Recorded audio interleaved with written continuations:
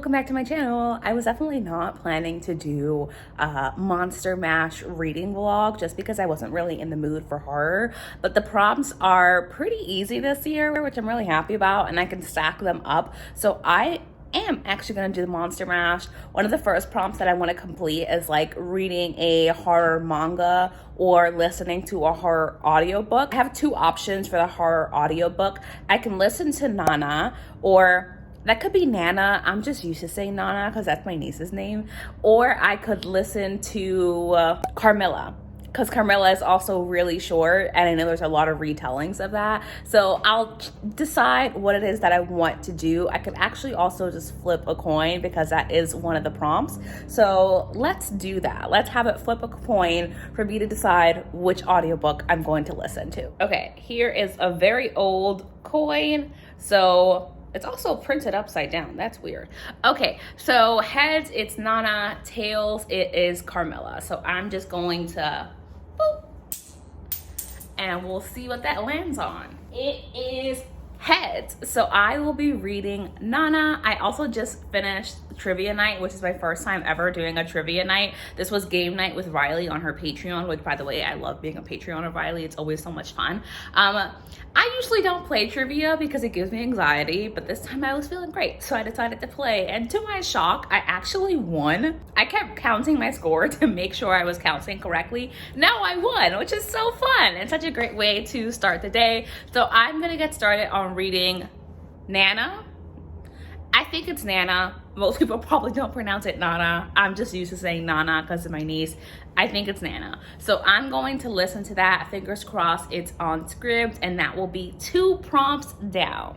Just kidding. Upon further reflection and actually reading the description of Nana, it sounds interesting, but it's definitely not at the top of my priority list. And I want to have a lot of fun with this readathon, which means honoring myself as a mood reader and picking a book I have more interest in. I just spent like 15 minutes scrolling through Audible Plus just to see if there's anything on there. And because I haven't used it in a long time, and I sure as hell am paying for it, I'm decided to go with this book here, which I think is called Dead and Breakfast or something like that. It counts for the read a horror or like mystery audiobook, just like listen to one. So I'm going to read that. It is about 2 women who have just purchased a bed and breakfast, and as they're preparing to open it for customers, they find a literal skeleton in the closet who the police believe belonged to the former owner's wife, and they clean all that up. But then as they're about to open, there's another dead body found on the beach, stabbed to death, and this body happens to look a lot like our new owner. So that sounds really good, and we will see how I feel at the end, because I do have some other books that I want to get to. But for now, let's jump on in and get started. It's nighttime now, which is perfect for one of the Weekendween Monster Mash prompts. I got to chapter 5 of this book here. It's okay. I got to that point. I have 2.5 hours left in the audiobook. It's fine. I really don't have an opinion one way or another. So far, what's happened is that they found the skeleton in the closet and called the police. It's a cozy mystery. So there's only one detective in the town, and he was like, well, gotta go. We'll solve this when I come back. So our 2 main characters, which is actually a woman and her grandmother, I'm forgetting their names, but they decide to go investigate around the town, get to know more about the husband that used to own the house, and figure out what exactly is going on.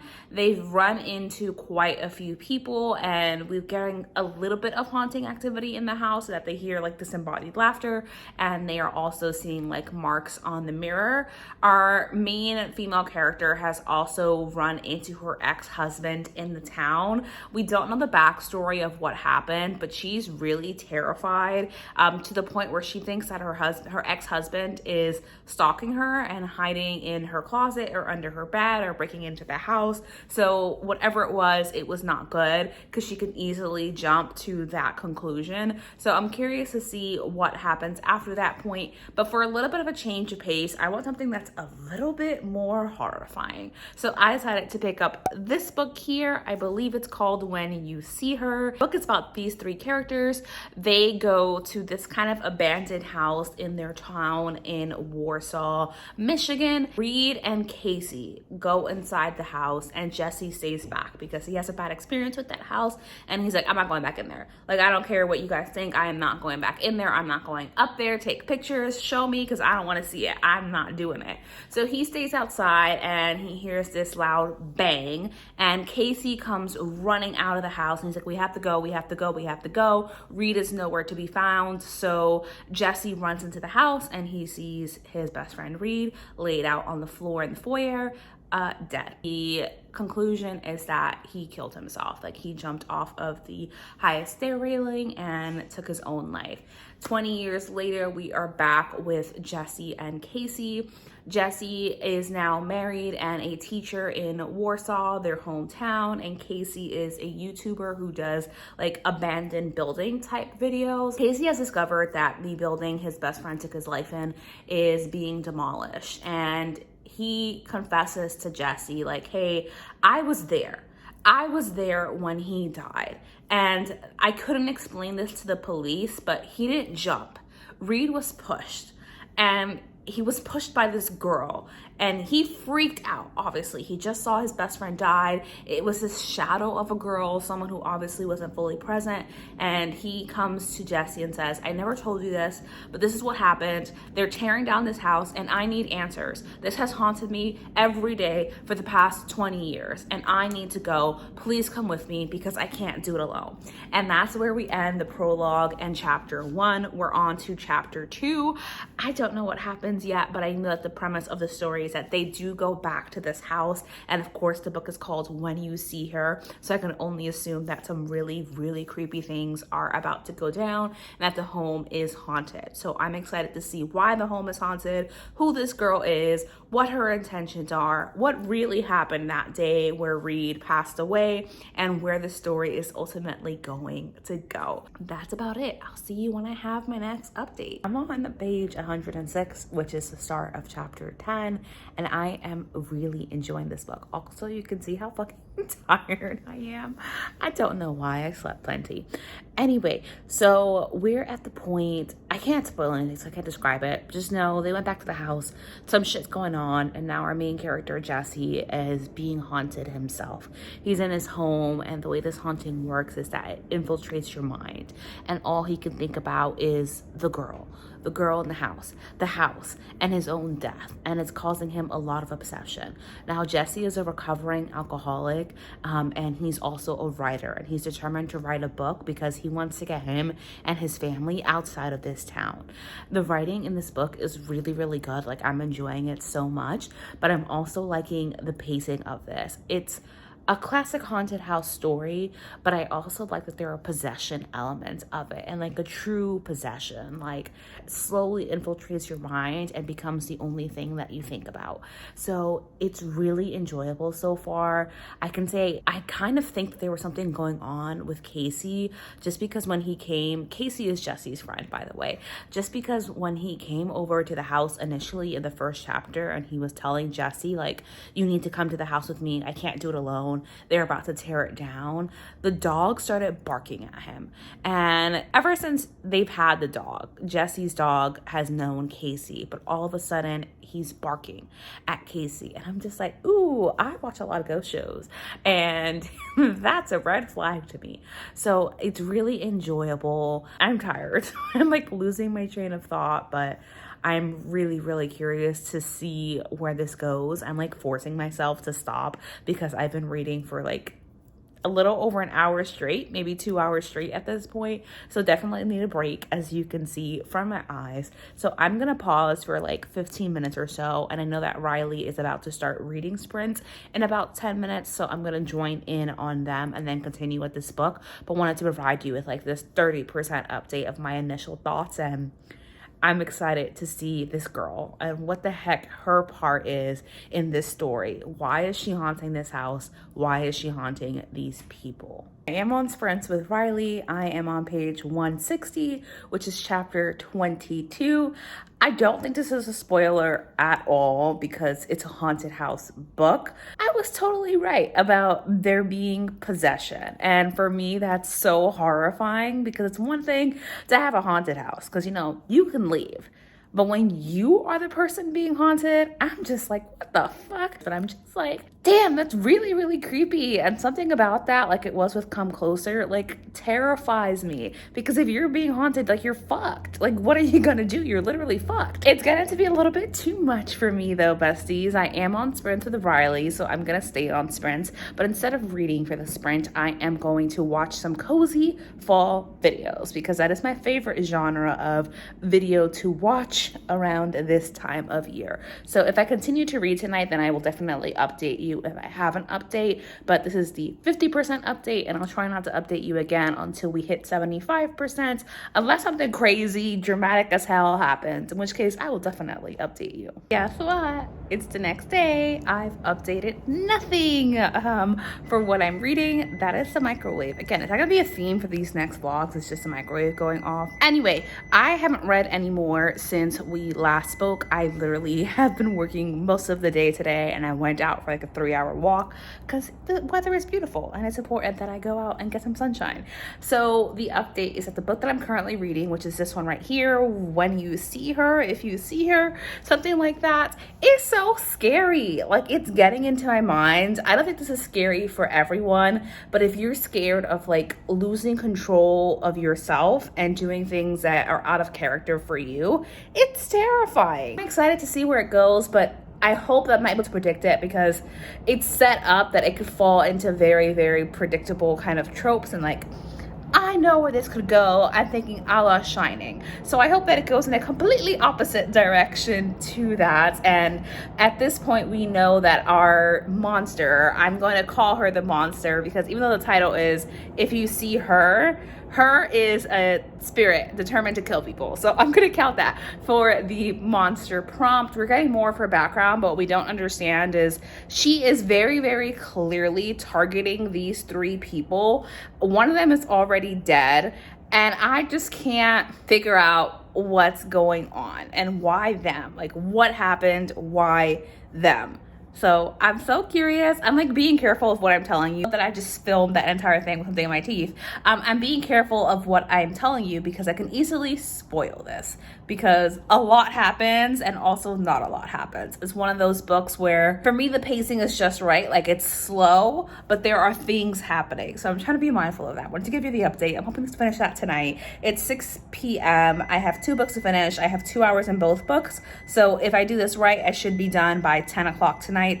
Let me turn the microwave off and I'll see you when I have an update. Okay, I'm at 83% of If You See Her. I have 43 minutes left in the book, a little bit under 100 pages.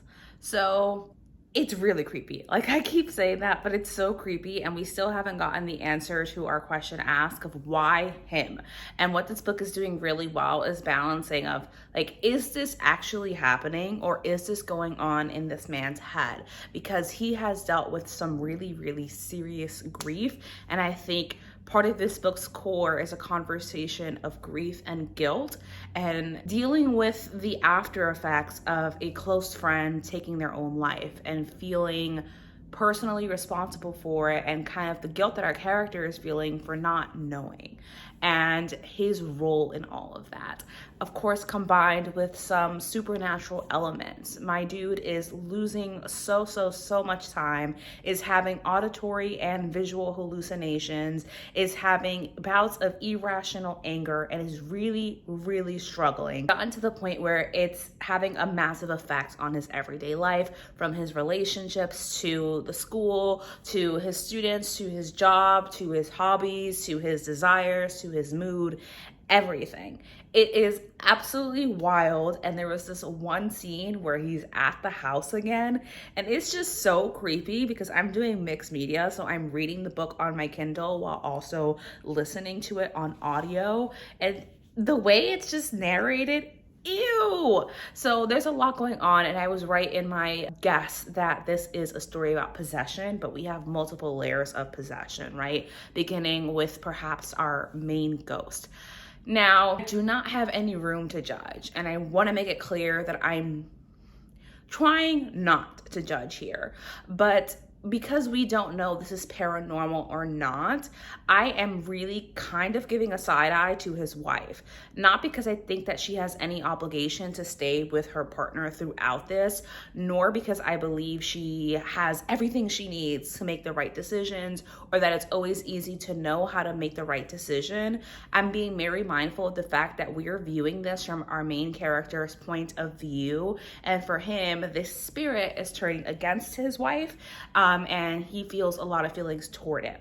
With that said, he has multiple moments throughout the book where he breaks down and he tries to explain to his wife, like, I'm losing time, I'm having these hallucinations, there's this ghost following me, I keep seeing people jump off of bridges.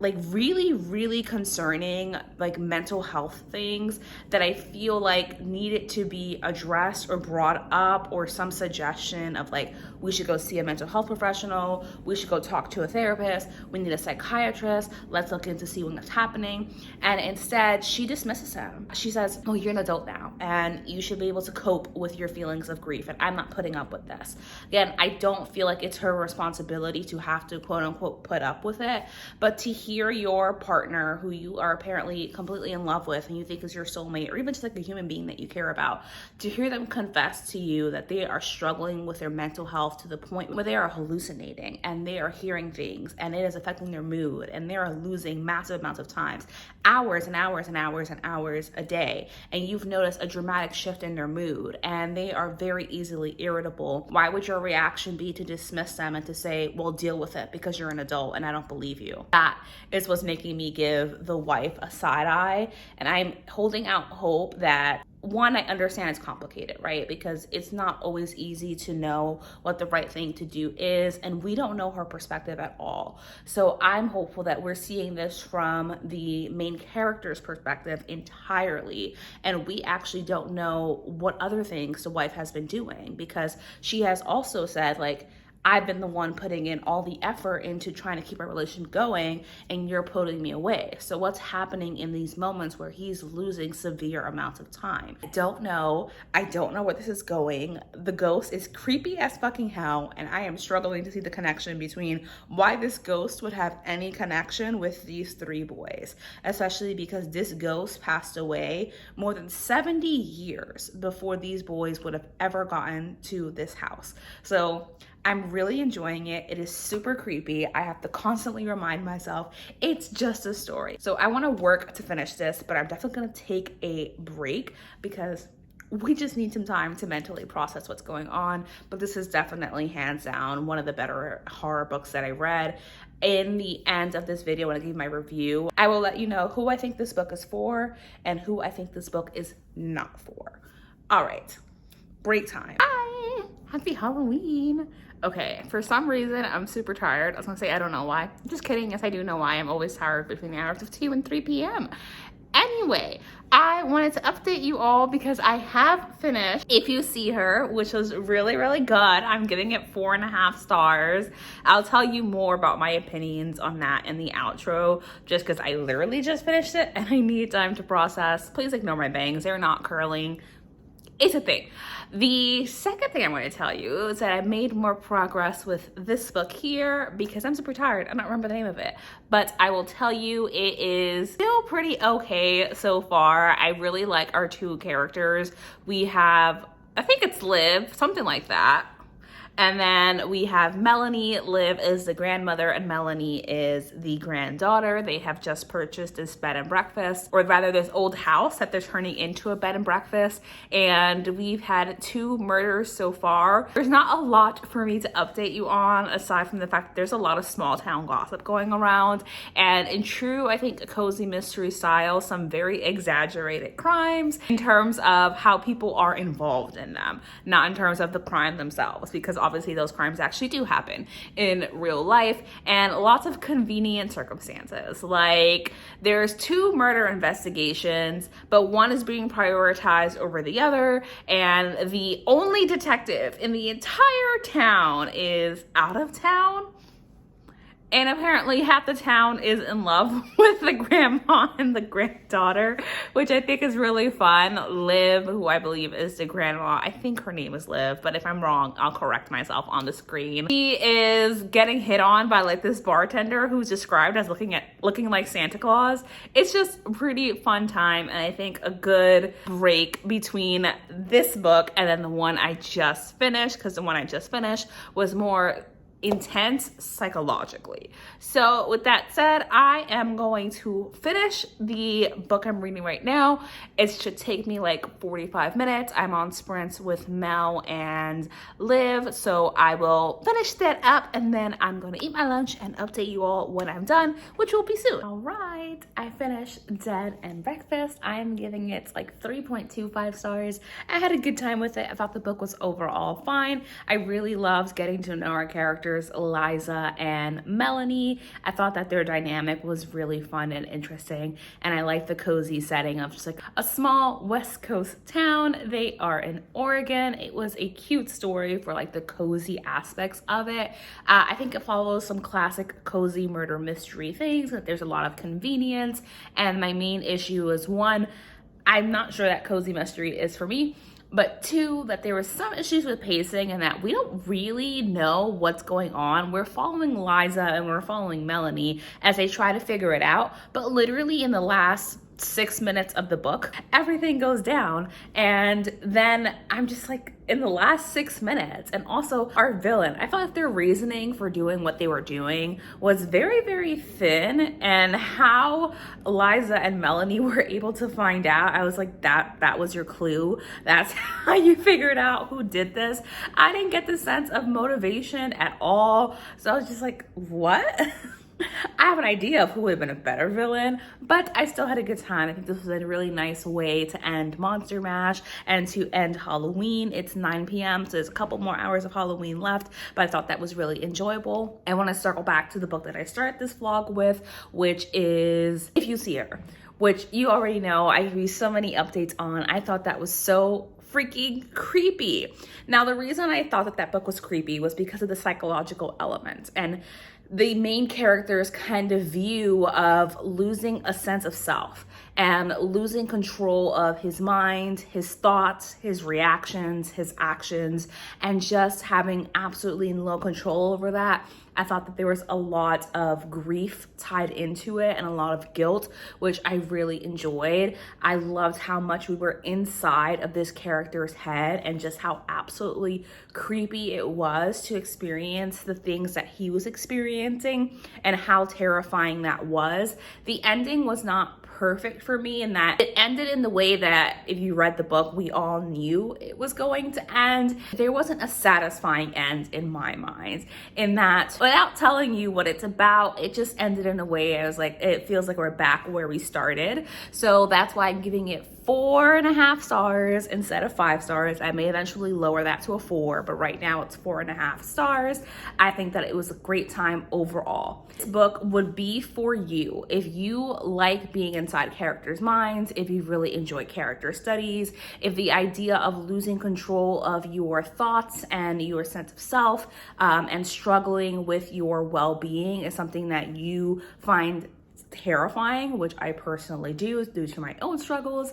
I think that you would find this book really scary. If you don't mind slow pacing, I think that you will also find this book pretty scary. To me, it kind of reminded me of gothic horror in some ways, but obviously not gothic horror, but it gave me some of the same vibes. This book would not be for you if you don't like slow pacing and if you don't like feeling like not a lot is happening, because we do spend a lot of time inside the character's internal world, and a lot of what happens is inside of his own mind, but there are real world implications for it. So with that said, that does conclude this Monster Mash. I was not initially planning to partake in it, but I'm glad that I did. I could theoretically in the next 3 hours read like a manga or something, but I think I'm just gonna end it here. I did end up finishing a couple of the prompts. So one of them was read a book with a monster in it, so we are done with that.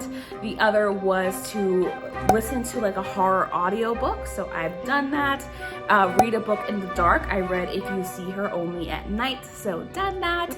And the final one that I just didn't do was the coin toss one, so that's a miss for that. So I hope that you enjoyed this video. If you aren't already, please do make sure to subscribe. Let me know if you decide to pick up If You See Her, because I would love to hear your thoughts, because this book disturbed me. So with that said, I am gonna head on out and I will see you in my next video. Bye.